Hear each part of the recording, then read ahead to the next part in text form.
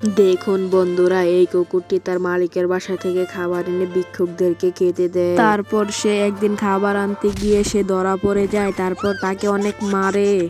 তারপর তার বন্ধুরা অনেক হাসাহাসি করে, তার ভিক্ষুকদের কথা অনেক মনে পড়ে। তারপর সে একজন লোকের কাছে কাম খুঁজতে যায়। তারপর সে তাকে অনেক বড় একটি লাথি দেয়। তারপর সে মন খারাপ করে জঙ্গল দিয়ে যাওয়ার পর সে একটি পেয়ারা গাছ দেখতে পায়। সেখান থেকে অনেকগুলো পেয়ারা পেড়ে নেয়। তারপর সে বাড়িতে এসে পেয়ারাগুলো কুচি কুচি করে কেটে নেয়। তারপর সেগুলোর ভেতর মশলা দেয়। তারপর সে এগুলোকে প্যাকেট করে রাস্তার ভেতর বেচতে যায়। তারপর সে ট্রেন আসছে সে দেখার জন্য ট্রেনের ভেতর ঢুকে।